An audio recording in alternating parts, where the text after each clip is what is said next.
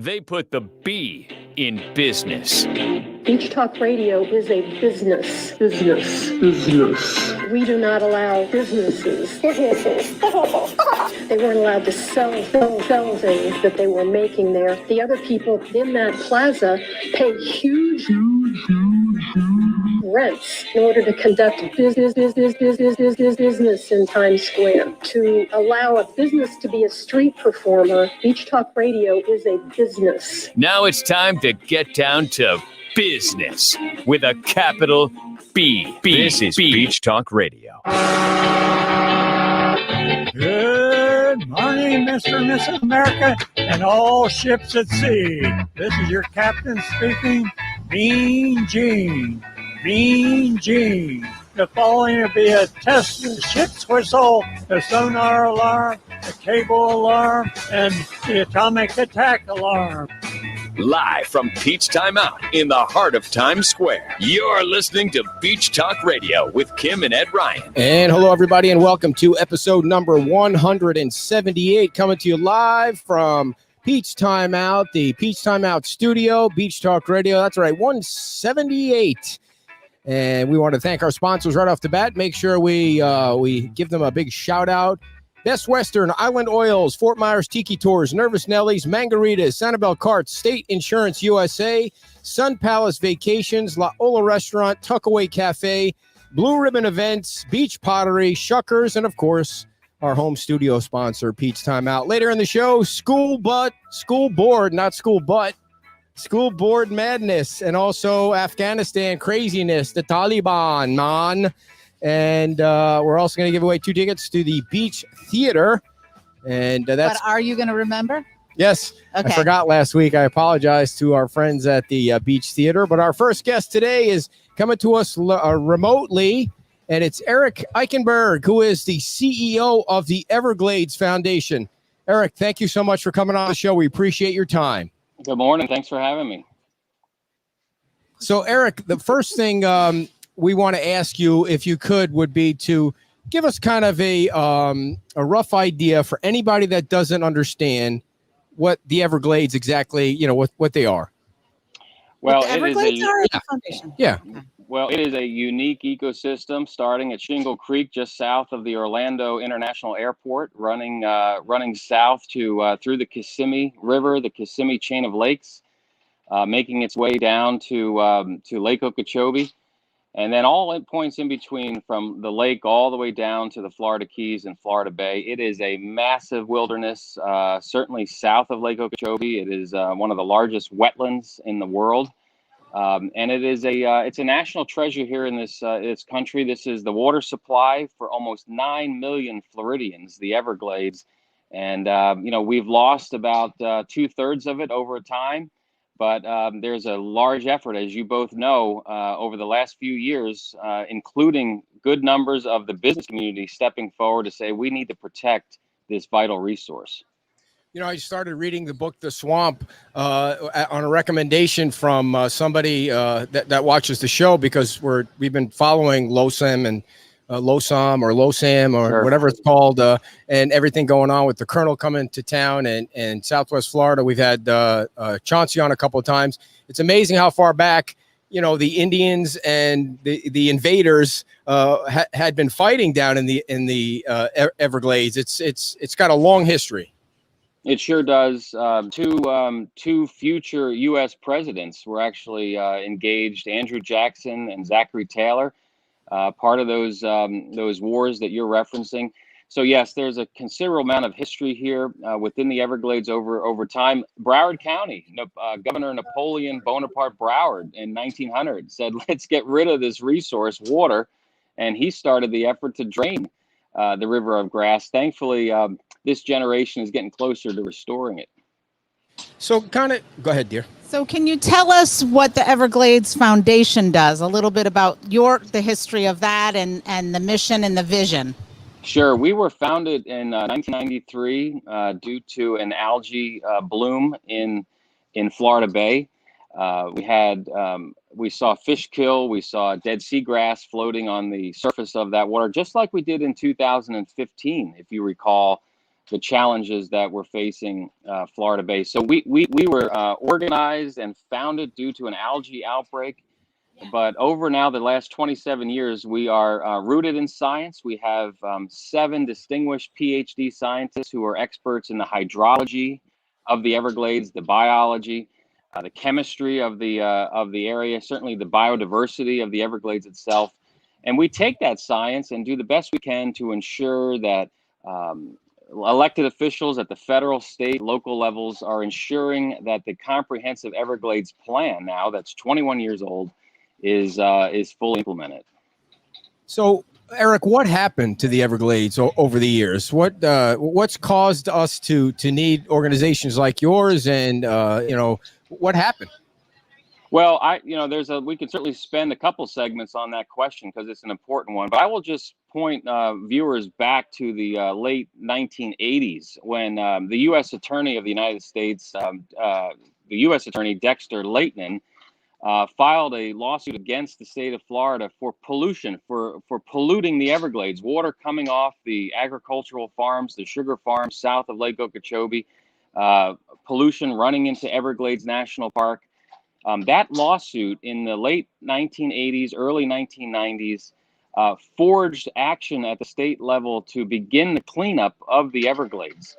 We can't afford to see the pollution that has ravaged the Caloosahatchee, that has ravaged Southwest Florida, that's ravaged the East Coast. That was happening in the Everglades back again in the early 90s. A lawsuit was filed. There was a settlement to that. We now have 70,000 wetlands south of the sugarcane fields to make sure that clean water is flowing into the Everglades. That same approach that was taken a couple decades ago, we need to get as serious about the pollution that's being dumped to the west. It needs to be redirected, quite frankly. That water needs to stop going when it's not needed to the Caloosahatchee, to the St. Lucie, and it needs to go south. And now, besides polluted water, it's very dry down there, right? I mean, you guys, they need some water to rehydrate the area. They sure do. Everglades National Park is desperate for water. Florida Bay, as I mentioned, in 2015 had 60,000 acres of dead seagrass because it was too salty. The salt water, the salinity level in Florida Bay was higher than the ocean. So we go through this yo-yo approach of too much water, not enough water. Everglades restoration, for those that are with us this morning, it is all about ensuring that we redirect the way water flows from Okeechobee. It is desperately needed to recharge the aquifer, to get down to Everglades National Park, and to the fishing capital of the world, Florida Bay. And so to that effort, can you talk a little bit about the projects that are, we talked a little bit about SURF, which I believe was started in 2000, supposed to be done in 2030. Yes. And we have a bit of a ways to go to get there. But can you talk about some of the things that have recently come online or at least are in the process to that end? Yes, and I appreciate that question because I firmly believe this is the decade for the Everglades. We've circled the year 2030 to make sure that we push and we advocate for the construction of these projects that you referenced. I would say that the most recent and the most significant was the approval of the reservoir south of Lake Okeechobee. And I point that out because that is critically important to Fort Myers. It's critically important to Sanibel Captiva, to the Southwest Coast. Because again, that water is going to be stored, cleaned, and sent south. It's going to be a relief valve to the Caloosahatchee estuary. But that project alone, Kim, was authorized by Congress in 2000. So here we are now, 21 years later, finally getting to a reservoir south of Lake Okeechobee, let alone the reservoir on the Caloosahatchee. We have projects up and down the coast. But under Governor DeSantis, we are finally getting to the heart of the matter. Lake Okeechobee, down to the Florida Keys, we need to be laser focused on getting those projects finished. So you, Eric, you mentioned, I think you mentioned C46, right? The reservoir that, where is that one located? C43. C43, sorry. Yes. I get all the numbers mixed up. That's okay. That's okay. So along what the happens? Caloosahatchee. What happens to that water? It's sitting there. It looks like it's full. Then what's going to happen with that water? That was a question. I was talking about the water with somebody the other day, and they were like, "Well, what happens with that water? I mean, where's it going to go? Are they going to clean Sure. it? People, you know?" Yes. Well, there's talk about putting a filtration feature to that project. So you do need to clean it. I mean, as you both know, this water is high in phosphorus, nitrogen. It's full of nutrient pollution. And we see the impacts of that. We see the algae, we see the fish kill, we see the fueling of red tide when it comes close to shore. So what this project would do is when the Caloosahatchee needs when it needs water, it needs to be brackish. An estuary needs that balance of fresh and salt water to ensure its viability. If you have that filtration component, the Caloosahatchee can tap into that reservoir. They will tap into that reservoir to receive the water it needs throughout the course of the year and not be the dumping ground for Lake Okeechobee going forward. Lake O water has to be stored in the reservoir to the south, and it must go. We're investing billions of dollars south of the lake in infrastructure. That's where the natural flow, the swamp will tell you, folks that know this issue, the water has to go south. Pull up that website. Yeah. So he's going to pull up a picture of the historical flow of Lake Okeechobee and then kind of what we have now. Can he see that? Yeah, I think so. Yes, yeah. Can you see that? Yeah. And I think that this is simple, but it does get the point about how so much water used to go down there through the river of grass and now not so much. Not so much. And as you can see on the graphic to the right, the way they engineered it, and it's the irony of here is that it's the same federal agency, the Army Corps of Engineers, that dug all the canals and had the flood control system in 1948 constructed. And by the way, that project that was authorized by Congress was to support 2 million people. We're still using the same set of infrastructure that they had back in the 40s. Now we have almost 9 million that rely upon the Everglades for drinking water. So this was for a 20th century economy that was primarily centered around agriculture, but now as the third largest state in the union, and folks continue to come to Florida, the 21st century economy here in our state is supported by tourism. This is a tourism-based economy. We have to get the water right because, as the state economist said a couple of years ago, the biggest threat, the man-made threat to the state economy are man-made crises. And our algae issues, our water issues, unfortunately, are man-made. I know recently there's been a couple of things, projects that have come online. I know there was a release news press release yesterday about a seepage wall that's going to be built. Can you talk a little bit about that and then talk about the Tamiami roadbed project? So this is how it will flow, pun intended. So they're raising Tamiami Trail, US 41, and I encourage people next time you go to Miami, take 41, and you'll see the beautiful vistas and views from these bridges. So we've bridged 41, 3.5 miles of 12-foot bridges. Water is finally flowing into Everglades National Park almost 100 years later. They've removed the original Tamiami roadbed, which is, again, a critical step. They've increased these pump stations that move water. But they found was there's a section of Miami-Dade County where there's about 40 homes that were built on the other side of the levee. So when water goes into Everglades National Park on the east side, it floods those homes, regardless of the fact that they built them again on the other side of the levee in the Everglades. So what was announced yesterday, the Water Management District, led by Chauncey Goss as governing board chair, will construct a curtain wall about 15 to 20 feet, I believe, down, so that it cuts off any water that we're putting into the park from being leaked out to Miami-Dade County. So this seepage wall will keep more water in the park. That's the whole point. We got to get that water. Your graphics showed it. That natural flow is a southwesterly direction all the way down the Florida Bay. This curtain wall and this seepage barrier will be a big benefit.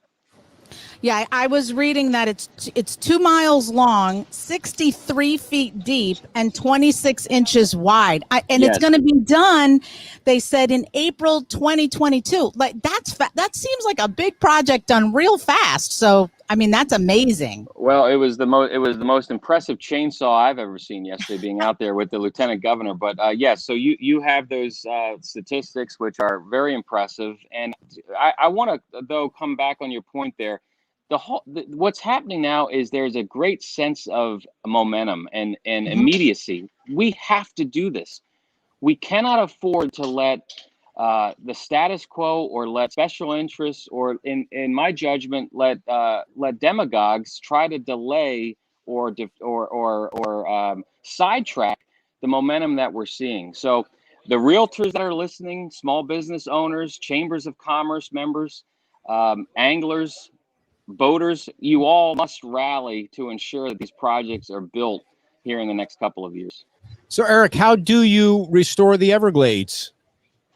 Well, it takes money. It takes considerable amount of money, and we're working all angles. I must give the governor credit. On day 2, he outlined a $2.5 billion plan for the Everglades. He's now 3/4 from that goal to that goal, which is tremendous. So the state of Florida is investing a bunch of money. And viewers need to recall, in 2014, we all passed Amendment 1. The Land and Conservation Amendment to our state constitution. So when we transact real estate in the state, a third of those transactions go into this trust fund to help with Everglades restoration. So that's a big pot of money that the state can tap into. The governor's made it a priority. We're working with our members of Congress in Washington to get money that's needed for the Army Corps of Engineers. So we have a plan. The plan is clear. We just need the money to make sure these projects get built. Real quick, Eric, how big is the Florida Everglades? It's about the size of New Jersey, so wow. it's a large geographical area. But Marjorie Stoneman Douglas eloquently wrote about the River of Grass, and when you hone in on that, that's the area south of Lake Okeechobee, that River of Grass area and that's all being, I might add, decompartmentalized. So getting natural sheet flow, having water naturally flow through the Central Everglades, that's the core of it. But we like to call the Greater Everglades, again, from Orlando to Fort Myers all the way down to Key West. And how many alligators are actually in the Everglades? That's a great question. I don't know the head count, but I know one thing. This is the only place on earth where an alligator and a crocodile can coexist. And if Republicans and Democrats in Washington want to take a cue from how you can come together, forget about it. Look no further. Now, how do you weave through the politics of Brian Mast holding up a dirty jug of water, and then we have Byron on our side, and that's just, I'm not picking on anybody, or there's so much politics involved in all of this. What is your role in all that? Well, it's like, remember the game as a kid, Whack-A-Mole, when you go to Chuck E. Cheese and you'd have have those gremlins pop up and you slam the club down on it and they pop up elsewhere. So, it's about a dozen agencies that you have to work to make sure they stay in line. And then, the elected officials, whether it's Byron or Brian Mast, they've heightened the issue in Washington. The challenge is the local politicians that do not take the time to research and educate themselves on the issue. And I understand with term limits now in Tallahassee, they're up there for just a little bit of time, really not much time to make a difference. But this issue has been generational. I encourage the delegation of the area to really dive in. Don't listen to those that have a vested interest in this as far as their business operations. But really do what's right for the people, do what's right for the anglers, the small business owners. And I want to salute Chauncey Goss and the Water Management District. When Ron DeSantis fired the old group and put in 9 new men and women, it changed the dynamic and changed the whole momentum of this issue. That was a historic moment, and it's been wonderful ever since. Chauncey Goss has the perfect personality to deal with the politics of all this, but so you want to Well, no, I was just going to spend a couple of minutes talking about, because everybody's been talking about for a while now, LOSUM and the new Plan CC. Now, that seems to... We don't call it CC anymore. He said, whatever. The colonel said no more CC. Okay. It's just the LOSUM plan. The LOSUM plan looks like to be pretty good for getting more flow south, yes? It does. Okay. Okay. It provides significant flow south. It also allows for other benefits. But then there are some challenges with CC. CC is not perfect. But I gotta say that for the Colonel to pick that plan as the starting point, the sugar industry was supporting a plan called BB, which would have been the status quo, which would have given them the ability to keep what they get, which is the water they need. But CC really changed the dynamic there. Now, as they move forward towards the middle of October, the lead here is we're following the governor's lead. Governor DeSantis said we need a balanced, equitable approach across the entire system. The Caloosahatchee needs to be protected as it pertains to the amount of bad water it gets throughout the year. We know it needs a minimum amount of water. The St. Lucie certainly has its issues, but my goodness, if the Everglades and Everglades National Park needs the water, then send it. Maximize the amount of water to go south. If we want to have a hashtag, which we've talked about, it's send water south, and that's the solution to our friends in Lee County for sure. So Eric, what would be the reason not sending it south? That's the thing. It seems like everybody's saying send it south. What? I know you know the answer to that, but not everybody else knows. So what is the why wouldn't they send it south? I'm not answering it. Well, as we talked about, the water's dirty, right? So it's very polluted. So you have to clean that water before it gets sent south. So in the dry season, November through May, when we don't have a lot of rain, you can send significant water because you have the capacity to clean it in those wetlands, to clean the water. When it's the rainy season, it rains on those sugar fields, and the runoff from the sugarcane fields, that runoff goes into these wetlands. So we're cleaning sugar's water before we start taking on additional lake water. So if we really want to have more lake water in the wet season, we have to reprioritize who's getting clean first. If the Caloosahatchee doesn't want the water, then why are we cleaning sugar's water first? Let's clean it so that our friends on the West Coast aren't getting blasted and their businesses are suffering and it's a threat to human health. This is common sense. But that's the issue. You have to clean sugar's water, and there's only so much land to ensure that to happen. And so one thing would be how do we get more land to convert to clean the water, to create more STAs? Yes, and go back to at the outset we talked about history in the swamp. Bob Dole was running for president, as folks remember, in 1996. He was able to get money in that farm bill to buy out a sugar company called Talisman. We had about 30,000 acres, if my memory holds, which was going to build the reservoir, Kim, that we talked about being authorized by Congress in 2001, and unfortunately, the reservoir didn't go because we built these wetlands to clean up sugar's water. So we've been waiting since Bob Dole ran for president in 1996 for this reservoir. To your question, I think if you had representatives of the companies come on, they can answer that. Okay. So do you feel confident, Eric, that CC or whatever they're calling it today is going to be modified enough to satisfy the West Coast? Yes, I do. I've talked to the colonel personally. I've talked to members of his senior team. Our science folks have been very much engaged with his team up in Jacksonville. Yes, we feel very confident that an optimized plan will come out, and listen.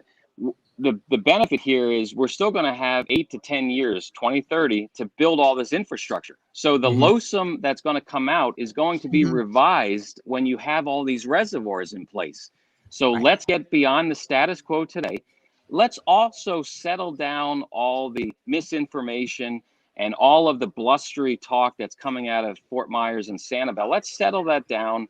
Let's focus on a balanced plan following the lead of the governor, and then knowing that in a few years, we're going to have all this infrastructure and it's going to be even more beneficial to us all. So what is the misinformation that you think is coming out that we need to squash? There's been a lot of talk about sending the water south, building these reservoirs. And then what happens is you hear concerted effort to build wells north of the lake, aquifer storage and recovery. So instead of having water hit the lake or hit the Caloosahatchee, let's pump it 3,000 feet into the aquifer or into the boulder zone and be done with it. The problem with that approach is what happens to Florida Bay? What happens to the fisheries down in the Keys when they're desperate for water? What happens when the Everglades is on fire because we're not flowing water south? ASRs are not the answer to the current challenge of the Caloosahatchee or the Everglades. So those that are putting a lot of their political capital now into shifting to ASR, they're misguided. They're misguided. The solution here is to take water from the lake, store it, clean it, and get it down to the Florida Keys. Our friends in Monroe County and Miami-Dade County, Broward County, they want the water. We need to get it flowing in the direction that God had it back before we messed it up. So you said you spoke to Colonel Kelly. When we had him over for dinner a couple weeks ago, we felt pretty confident. I'm just kidding. Have you spoken to Colonel Booth yet? Do you get the same vibe from Colonel Booth? I have not with Colonel Booth. I'm going to see him in about 10 days. I look forward to that, getting to know him. He now plays a critical role. Colonel Kelly is going to hand off a plan that's going to be balanced. And then Colonel Booth over the next year, heading into November of 22, is going to have to shepherd that new manual through the process. Because remember, the record of decision or the final verdict on this will not come out until November of 2022. I heard that on the day that he retires, Colonel Kelly is going to do a cannonball off the Herbert Hoover Dike. Is that true, or is that just a rumor? I would love to see the colonel in an airboat going from Lake Okeechobee through the canal all the way down the Florida Bay. Is there any truth that he's an alligator wrestler too, or is that just another rumor we hear that Fort Myers started? That could be another rumor, but I know Alligator Ron Bergeron. If the colonel's an alligator wrestler, we should put him up with Bergeron. See who Did you see the video of the lady that got her arm stuck in the alligator the other day, and the guy jumped in the? Unbelievable. Yeah, that's crazy. That's crazy. Go ahead, dear. Well, that's a real question. Back to, got a couple minutes left. Yeah, a couple minutes. So, in regards to the Everglades Foundation, do education, science, and advocacy. We've talked a lot about the advocacy kind of stuff. Can you tell us a little bit more about the education and the science that the foundation is doing and supporting? Yes, thank you for that. About 6 years ago, we started an education program, an Everglades literacy program. We found I was the first graduate. I was part of the first graduating class of Marjorie Stoneman Douglas in Parkland, and the high school is right there at the time, right up against the Everglades. Unfortunately, there was never any emphasis when I was there about the importance of the ecosystem, which was just off the baseball diamond. Let alone the importance of Marjorie Stoneman Douglas to this cause. So our board and our staff, we have been leaning in to taking this message of what does it mean to be Everglades literate. So from kindergarten to 12th grade, kids are now exposed to the Everglades, the importance of it. We're in 26 school districts across Florida, including Lee County, including Collier County. I want to give a shout out to Lake Park Elementary down in Naples. They were the first school that signed up for this program 6 years ago. We've trained over 100,000 teachers. It's a curriculum that was designed by teachers for teachers. And the whole hope here again is by the time a child graduates and they go on to college and become active in civics and in the community, they understand what's at stake as it pertains to Everglades. They're advocates for the Caloosahatchee. They're advocates for the waterways off Southwest Florida. And we're seeing great progress there. As far as the science, we realize that there's a lot of environmental groups that have scientists, but no one hones in on the Everglades specifically. So again, we have brought on distinguished talent who are totally focused or solely focused on Everglades restoration. They are an extraordinary group of people. Folks can check out evergladesfoundation.org to see some of their work. It's an important part of our mission. So before we let you go, I don't know if Ed knows this, but one of his very best friends, I think, is on your board of directors. Jimmy Buffett. Yes. Yes. We're grateful to Jimmy for his probably now almost 17, 18 years of service on our board. He's as passionate for the Everglades as he is for the environment, let alone what a national treasure he is as an artist.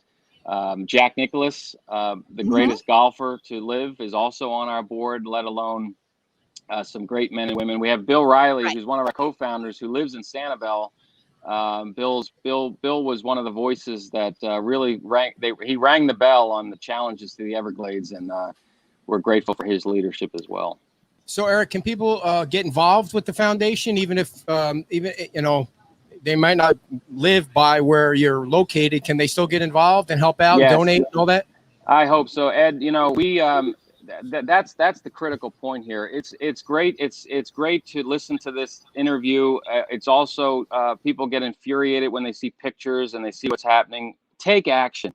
Go to evergladesfoundation.org. Sign up for our updates. Follow us on all the social media channels. If folks are able at the moment to text the word water, simply text the word water to 52886. 52886. You'll get a link back to us. That's a tool where we're able to send messages to our elected officials, encouraging them to stay the course. But if I were to, you didn't ask me this question, but as I look back on my tenure, a pivotal moment was in 2016, when the whole Now or Never Everglades movement took off. And it wasn't just a bunch of environmentalists making noise here. It was realtors. It was fishing boat captains. It was chambers of commerce up and down the coast.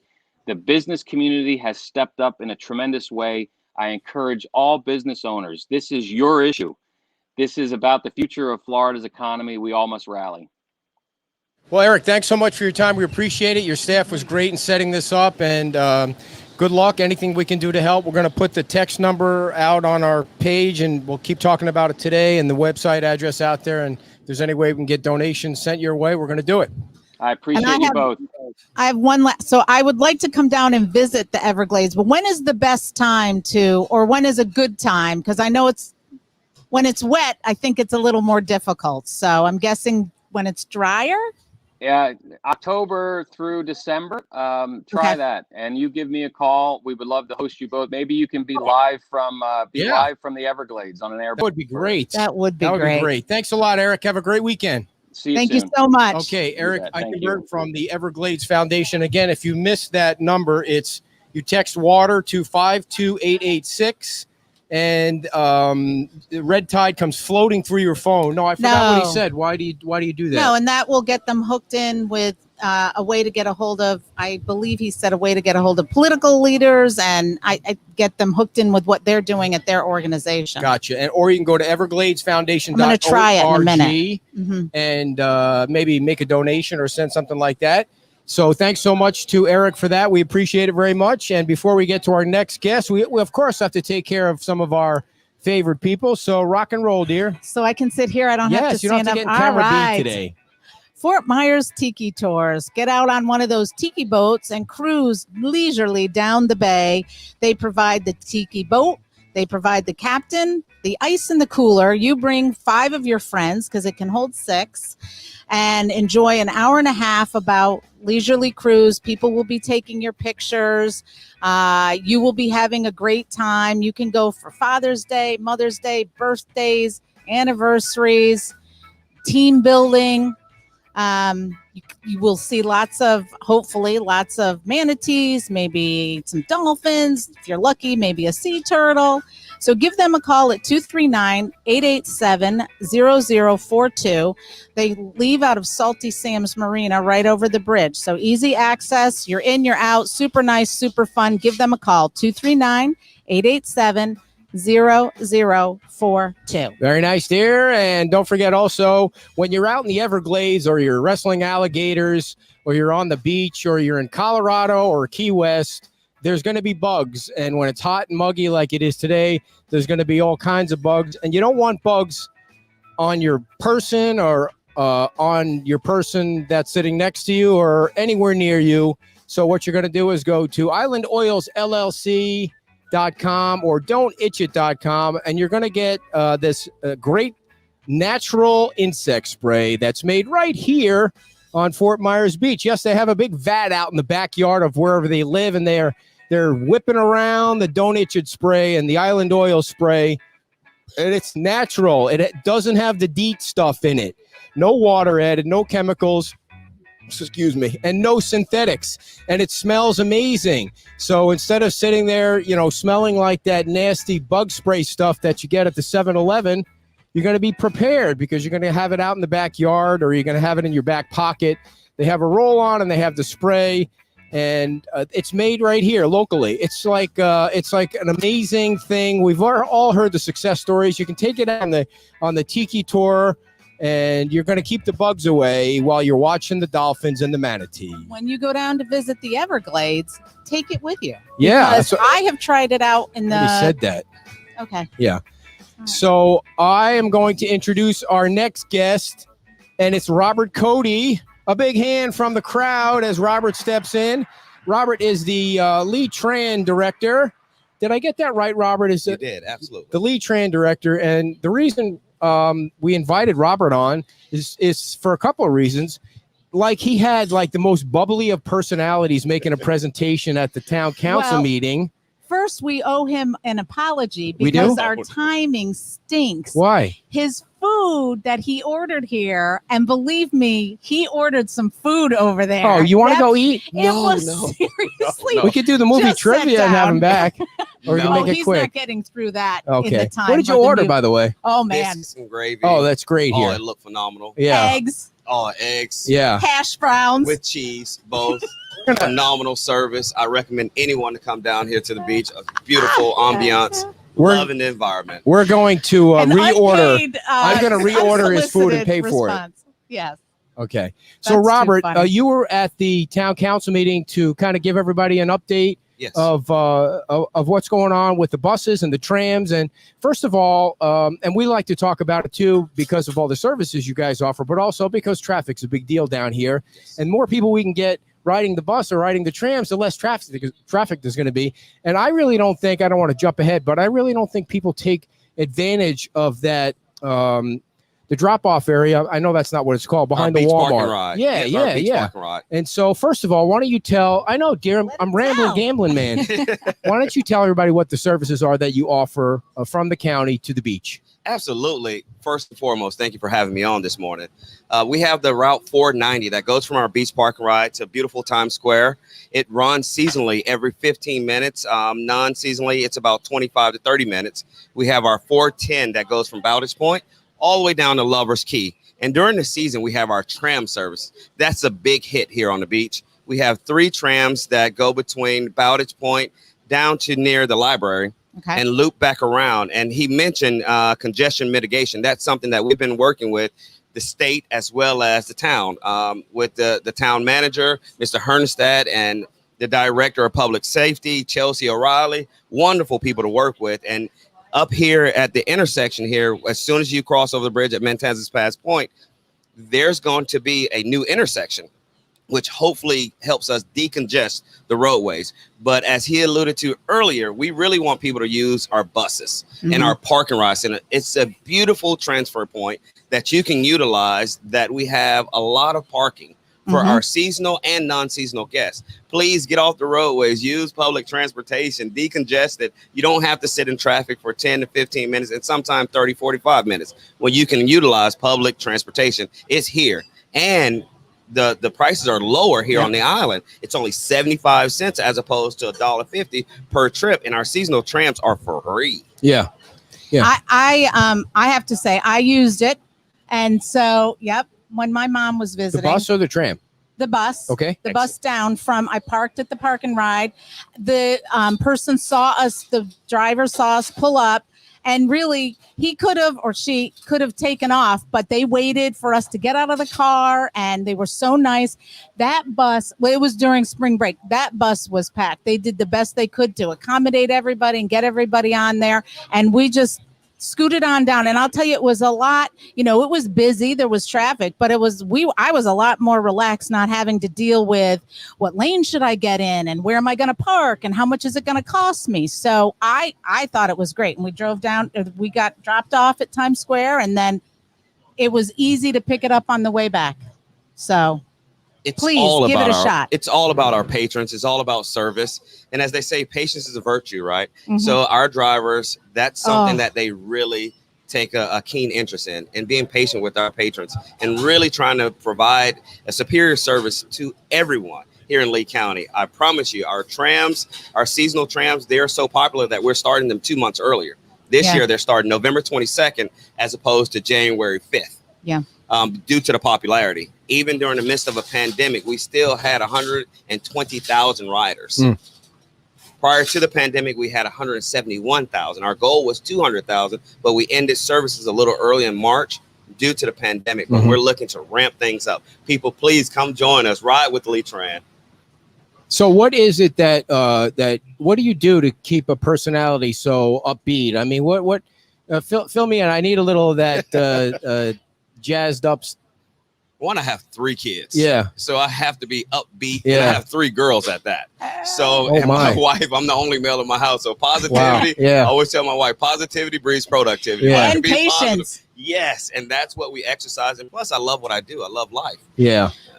So I have no complaints. I get to live in beautiful Southwest Florida. I grew up here, born and raised. Wow. So this is my dream job, my dream place to live. And I just love what I do. And we have a great staff over at the county. Yeah. And the county manager down.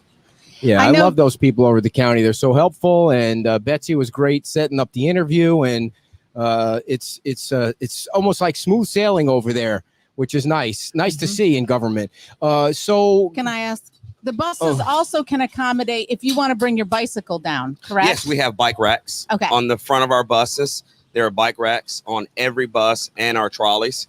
The only bikes that you can't have is the trams, because there's no bike racks on our trams, because it's an open air concept. Right. So one of the questions that I think maybe I don't remember which town council member asked it was, can you expand the service? I don't know if they were talking about the tram. They're referring to the tram, extending the tram potentially down to Santini Plaza. We've conversed about that, but it comes at a cost. Yeah. And that's something we'll have to look into. But the trams are currently grant funded. So with regards to that grant, there are criteria that we have to meet, and we have to stay within it. And it's a 3-year process. Okay. Now, where do the trams go? Because you said the bus goes to Lover's Key. Correct. And the trams goes from Bowditch Point to the library. Okay. And so if they want to extend it, when does the 3 years come up, by the way? Next year. Okay. So there's a chance that maybe is it the TDC? It's the VCB. Okay. As well as collaboration with the town. It'll have to be joint partnerships between the VCB, FDOT, the town, as well as the county, because it's a funding. The trams aren't the cheapest service because it's a free service. Yeah. So it'll have to be a collaborative effort, but there have been talks. That's why we added a 3rd tram during this contractual agreement. So how does the bus situation maneuver through the traffic and all that? Or people should just realize, hey, you don't have to find a place to park. You're helping with the traffic when you park down by the Walmart, and maybe it takes 10 extra minutes, but you're not trying to find a place, to put your car and spend that $10. So is it? And it's free. Our parking lot is free. Right. So it is. Okay. It's free. So the best way to decongest the roadways is to park at the parking lot. So when you don't want to sit in traffic, and I would really advocate for everyone to park at the parking lot. Right. Hop on the trolley. You're talking about 15 to 25 minutes, depending on the traffic. So we can reduce the traffic. Everyone can partake in that by parking at our parking lot. Do they have? Have they really used it to its capacity yet? No, sir. Yeah. Every time we drive by early, so I don't know if that was fair. And we leave still by 11 o'clock. To beat the traffic, but I never really saw it like overcrowded and crazy like that. No, it operates about 50% capacity. It's crazy, but you have enough buses for 100% capacity of the parking lot. Yeah. Yes. Yeah. My idea for solving the traffic issue is just not allow cars on the island, just trams, buses, and bikes. People get a little exercise in. They wouldn't have to attach. Why do people attach their bikes to the bus? If they have a bike out, they should be exercising. Well, you could but you bring the bike down here, and then you can tootle around here. Yeah, it depends on where they're coming from. You have a lot of people that come from in town, from the city of Fort Myers and beyond, and they catch the bus down, and then they hop on their bike once they get here to exercise from one point of the island down to the other, and then they go back to their homes. They catch it.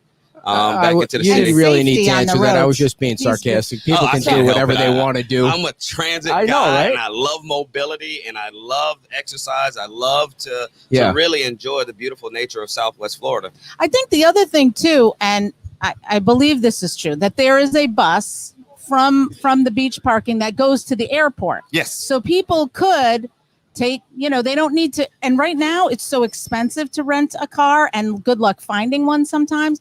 So if you come in or you need to go out, you can take the bus all the way from here. From the airport to the beach. Yeah. Cool. Yeah. So are there going to be expanded services in any way? Is anything under discussion that you know of that there might be more or a different way? Or go ahead. It's more of improving frequency. Okay.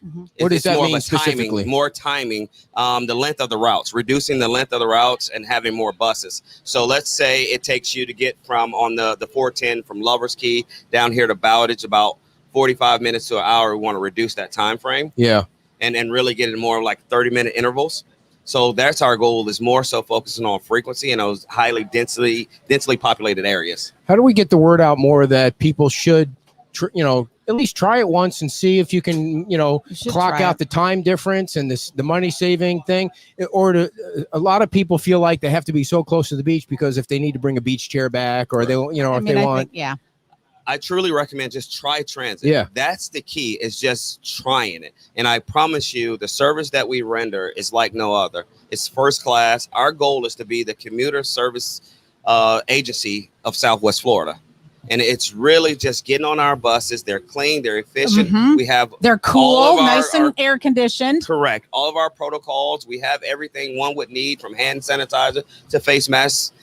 We do everything to cater to our population and our patrons. Did you invite? I know. Boy, what's going on over there? Did give me a start. I know there's a big ceremony going on today at to honor at the baseball field. fallen. Yeah. So do you guys sing songs on the buses and all that and anything like that? Hand out chocolate chip cookies, or your work is that VCB whole TCB kind of thing? That's outside of transit. Our goal is to get you there safely in a timely manner. You're not breaking out into song or anything like that. But you're more than welcome to break out in the song when you ride any of our vehicles. But no, that is not our specialty. Now, if people take the bus from here to the parking, what besides going to the airport? Are there other connectors, or is that pretty much it? No, you have the connector where you can connect into Fort Myers to our bell tower location. Okay. So you have connectors that go, we have our east-west from the beach to the airport, and you have from the beach into Fort Myers into our bell tower, which you can connect north and south and go wherever you would like. So what's the earliest I could get on the bus at the stop behind the Walmart and get over here on the beach? What time is everything? I believe our 490 is about 6:15. Oh, that early. Some brochures. Oh, that'd be great. Brought some with us. Actually brought you a swag bag. Nice. Yes. What do you got in there? Oh my goodness. Our Lee Tran swag bag with some of our schedules. Very cool. Look at that. So that you'll have water bottles. See, now I'm not saying you drink beer or anything, but just in case you do, I know your wife is out there too. Maybe every once in a while you guys have some water or something like that. We're exchanging swag. Right. Okay, good. We can hand them out. We got all the timing here. Yes. I didn't know it started leaving at 6 o'clock in the morning. You're going to beat traffic at that time anyway. No doubt about it. And our goal is to help our service industry and those who are working on and off the island to get to their destinations. We have to take care of our local residents as well. Right. These are specifically the ones for the beach. Here's our beach, and it has our 50, our 130, and our 150, our 410. Cool. And it's nice to know that it's free to park there. I don't know if anybody knew that. I know I didn't know that, but it's nice to know that it's free to park over there. And the tram, what's the tram schedule again in what months? In months, this year we're starting early, and our trams will begin November 22nd. Yeah.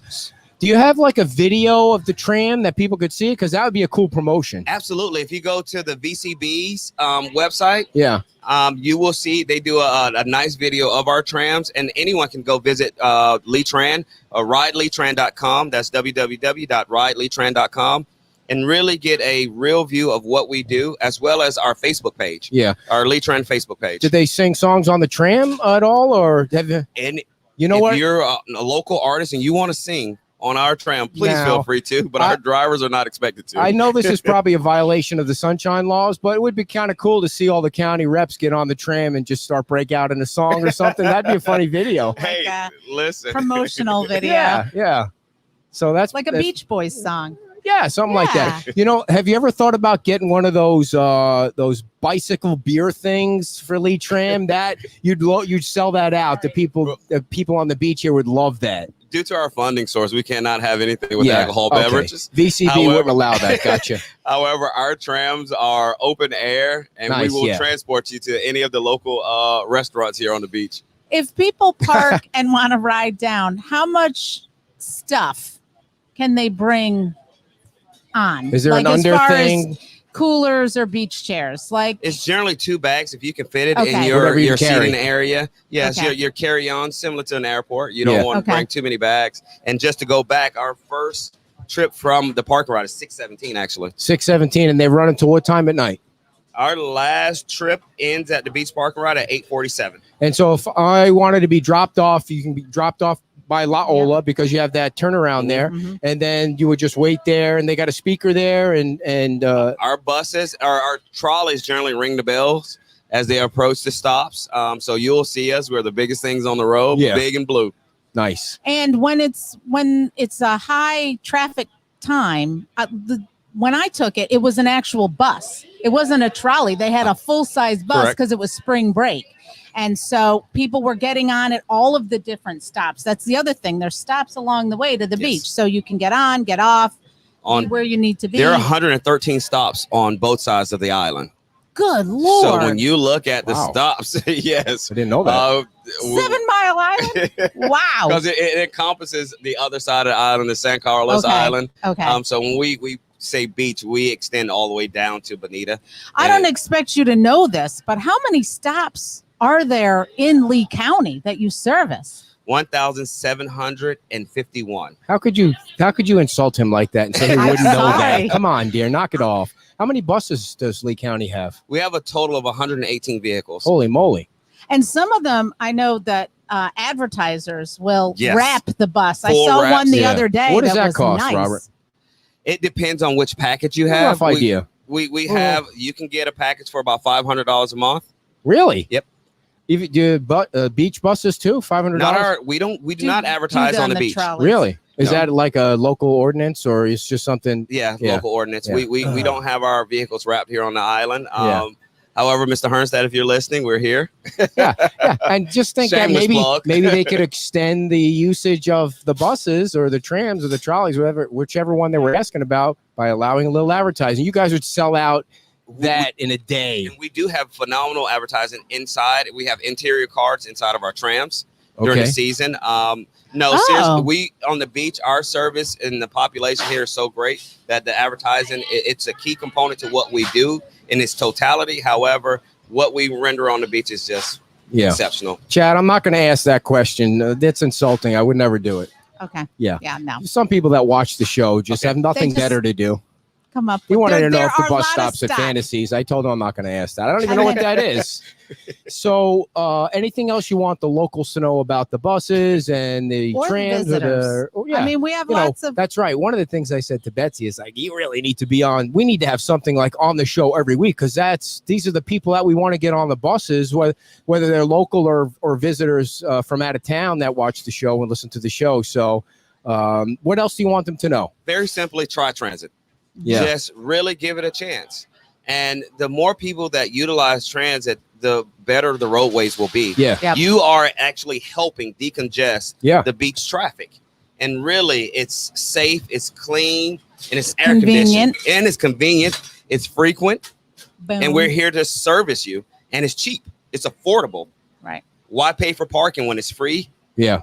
And your trip is 75 cents. 75 cents. Is that round trip? $1.50. $1.50 round trip. Yep. $1.50 for parking and for getting dropped off really wherever you want to go. Correct. And I will say that when I took it the one time during spring break, we had a little bit of trouble with the money thing, and the bus driver was very gracious to just take what we had and just you know? Well, we have a brand new fare system where it's contactless. Oh. It's tap and go. If you go to our beach parking lot, you can buy a ticket or a card. It's a reloadable card, or you can buy a limited use ticket if you're just here visiting. And it's really seamless process, transition. And once you get the card, you'll never have to buy another one. You can reload it, upload it, or you can download our app. It's a Lee Fare app where you can load value to it, and you can just use the app, scan and go. Wow. Lee Fare, and that's on the, is it on the Lee County website? You can actually go to our website, or you can actually go to Lee Fare. It's an app. Oh, okay, cool. It's available, and it's free. Do you guys do Apple Pay when you walk in, or is that? We have not upgraded there yet, but we're moving in that direction. Oh, no kidding. We are. Very cool. Very cool. So I knew I had another question, and it just escaped me. Someone, Oh, I know what it was. Wait. Go ahead. Seasonal. Is there a seasonal pass? Serious question. Is there a seasonal pass or something for a one-time lump sum? I don't know what lump sum means, but you can purchase one of our Tropper cards, and you can load whatever fare product that you would like on there. And if it's stored value, which is a cash amount, that value will remain on that card until you use it down. Our day passes, of course, once you tap it, it starts that time frame. But if you want to load trips or stored value, it remains on that card until you use it. Yeah, and folks, it's not like you're riding the New York City subway. It doesn't have spray paint on the inside. No, it's a they're nice bus. It's got air conditioning, and you know, Robert, for some people that might have bladder issues, I'm not pointing anybody out or anything, that might not be able to go 20 minutes without having to use the restroom. Is there? It's frequent stops. Yeah, there's frequent stops. You can pop off and then pop back on. Gotcha. All right. So, Chad, just in case you had to come down and use the bus, there's your solution right there. So he's from Michigan, and he comes down once in a while and spends. He's got big money. He should buy cards for everybody on the beach. He's got lots of money. So, Chad, I recommend you get a Tropper card. You can load whatever fare you want it. When you're in town, you can tap and go. When you leave, it'll still be on there until you use it. Yeah, he's a little chintzy with his money sometimes, but I like to point that out. So what are you doing this weekend? Did you just get in the bus every once in a while and ride around town? Actually, I visit every one of our locations weekly. I ride at least one bus monthly just to, engage with our patrons as well as our operators. I believe in transparency and availability, and I just want to be actively engaged in what we do. That's why today, when we came to do the radio station, I brought my family. Yeah. We'll make it a beach day. We'll hop on the trolley. My girls love buses. I think I'm going to have my youngest. I think she's going to go into the logistics business. Yeah. But this is just what we do. I live and I breathe it. Very nice. How did you get into the position that you're in? I mean, what's your background? How'd you wind up with Lee County? I actually started in Atlanta. Okay. With Metro Atlanta Rapid Transit Authority. Oof. And it really just moved from there. And I moved back here in 2010. I started working with the school district. And I moved up the ranks from assistant director to executive director. And then the opportunity came with the county. Nice. And it was one that I've always wanted. This is my dream job. Wow. If I died today, I would go to heaven a happy man. Yeah, that's great. It's nice that. And I think you're going to go in a bus, right? Yeah. Big bus with wings. So the angel bus. So thank you so much for coming on. Pleasure. And we're going to keep spreading the word about the buses because, you know, the more people that ride the bus, the less congested it's going to be on Estero Boulevard. And all of the this information, blah, blah, blah, the route information is online as well. Yes. Yeah. And we'll get it on our website and all that. And I apologize for making you miss your breakfast there, but we're going to take care of that for you. He's all done, ladies. He's going to have some serious breakfast. They got some excellent breakfast here. And again, thanks to you and thanks to Betsy and Tim and everybody at the county for setting this up and for you coming all the way down here. We'll keep spreading the word. And we appreciate your family for coming down and letting 3 girls. take a break. Wow. Yes. Thank you for having us. Yes. Thank you for coming down. Robert Codie, everybody. Lee Tran, director at Lee County. A big round of applause from the artificial studio audience. I'm going to read an ad there if you want to make sure that everything is taken care of. And that's pretty cool, folks. Try the bus. I think what we're going to do is we're going to get on the trolley one day and do like a video. It's a trolley, right? The open air thing. Did he say it was running now? I've already forgotten. The trolley doesn't have a bathroom, does it? Just in case Chad wants to take the trolley sometime. But we got plenty of information on it. We've got the paperwork. We've got the routes all lined up. And we're going to do some movie trivia, everybody. So don't go away. We are going to give away the tickets. But I did need to tell you about our final sponsor of the show, and you know who that is? That's Beach Pottery. I love reading about Beach Pottery because they have so many pots. They have planters indoors and outdoors, and Vietnam. Thank goodness they're not imported from Afghanistan because they'd be stuck at the Kabul airport, or is it the Hamid Karzai airport? Anyway, they're coming from Vietnam, and you can get them right here at 17980 San Carlos Boulevard, or you can call Alana. I know they're still open even though they're on vacation. 239-437-4211. That's 239-437-4211. Beach Pottery, located at 17980 San Carlos Boulevard. They have over an acre of property with over 8,000 pots. Yeah, if you drive by, you think you see a lot of pots out front. You need to drive around back so you can see all the pots. And then you can see the guy with the chainsaw that's carving up things that you're going to want to have hanging in your house. It's the Beach Pottery Place. And we love those guys, and we appreciate them being part of the show. Right now, for the first person that enters the answer to this question, the thriller Reminiscence, playing this week, stars Hugh Jackman as a scientist who discovers a way to relive people's past and uses it to search for his long-lost love. What film was Hugh's breakthrough role in the year 2000? And what was his character's name? This one they should get. Is this an easy one? For people who are interested in that stuff, yes. In what stuff? Hugh Jackman? Yeah. All right. And that movie, there was a lot of lot of that question right there. I know you got through it pretty well. I will give you that. So what is your opinion on what's boy. going on in Afghanistan?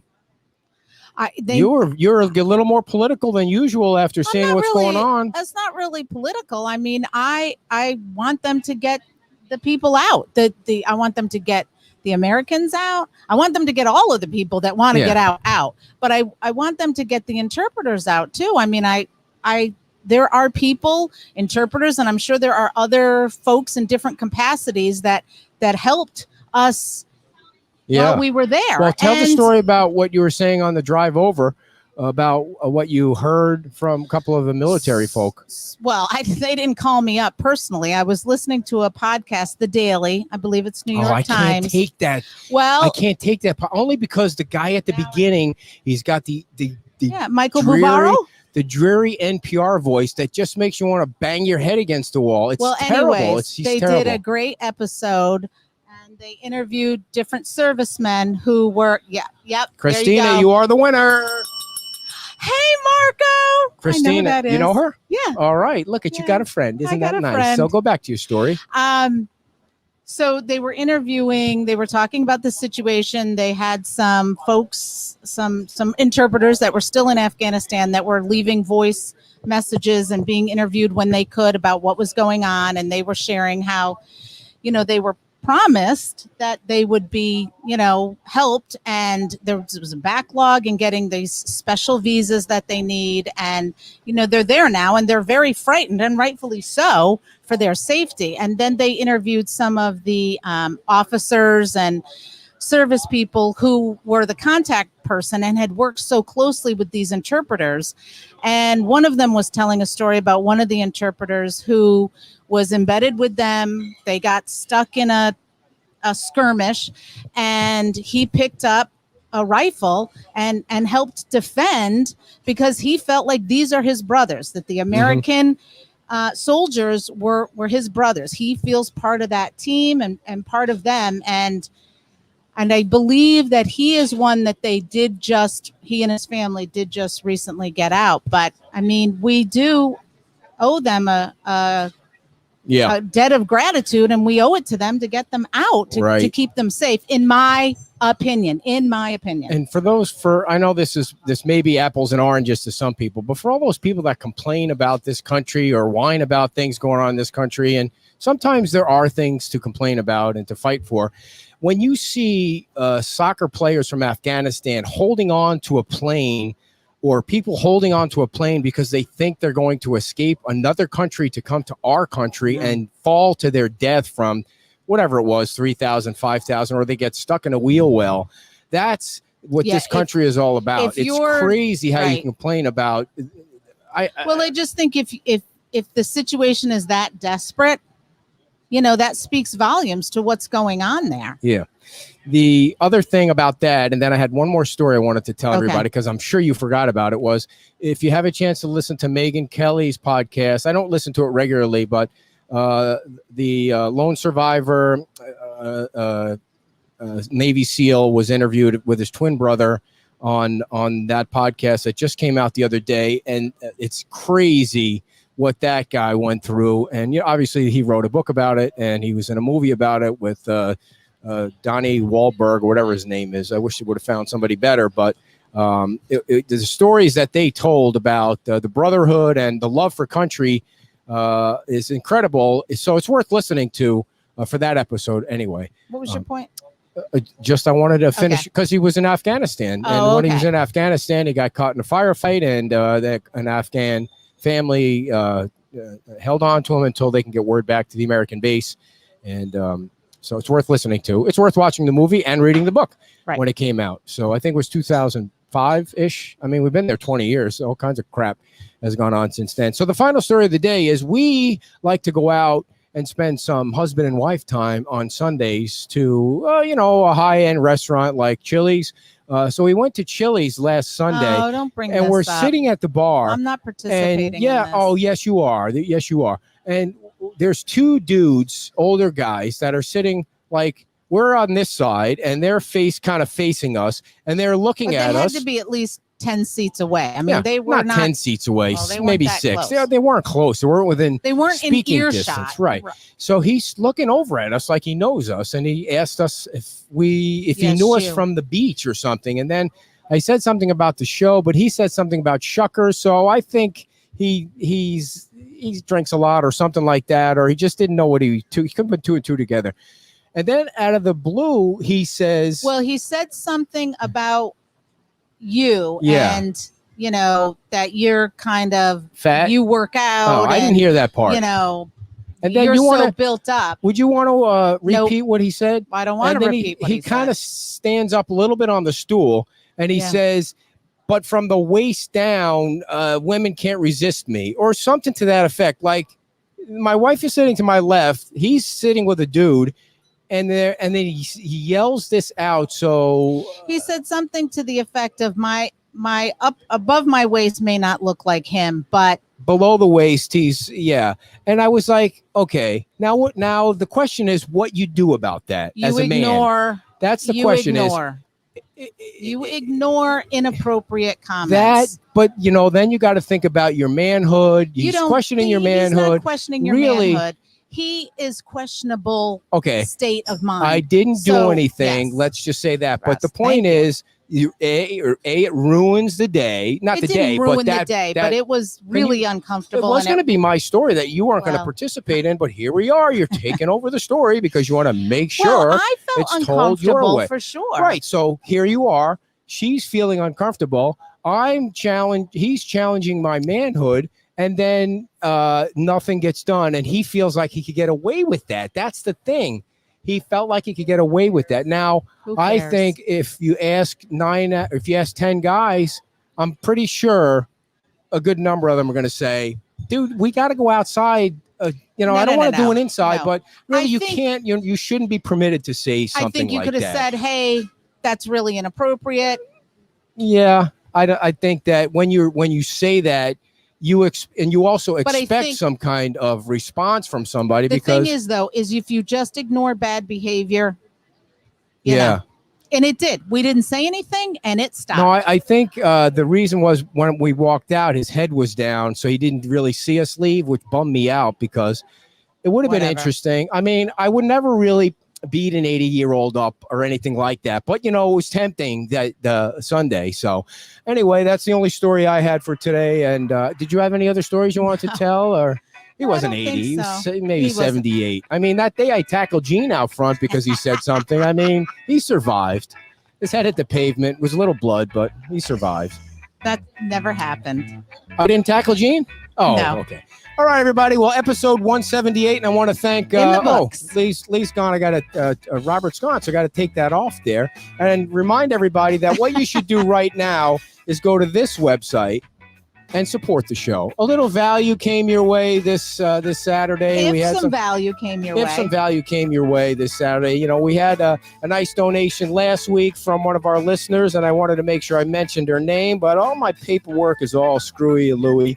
Remember, though, to visit the Lee Tran website and also to text water to 52886 and get involved and get some more information about the Everglades and Everglades restoration, because although it seems like it's kind of far away, it really, the more water they get south, the better it is for us. So we really have a symbiotic relationship with the Everglades. It's all connected system. I'm gonna have to look that up later. I tried to go as Susie Thibault, thank you very much for your donation. We appreciate it. So you can go right now, Chad, you cheapskate, to supportbtr.com and, you know, throw a little love our way, or not. If you thought the show sucked, that's fine too. You see, if people say the show sucked, you know what it else sucked. too? Yeah, we really appreciate honest feedback, constructive. No, honest well, you can send the feedback to her. I don't want any. But the other thing is, we always appreciate nice notes. We always appreciate letters or anything. Or nasty notes. No, we don't want nasty notes. Yeah. All right. Very cool. All right. So we'll see you next Saturday. I don't know who the guests are going to be. We tried to get Chris O'Neill on.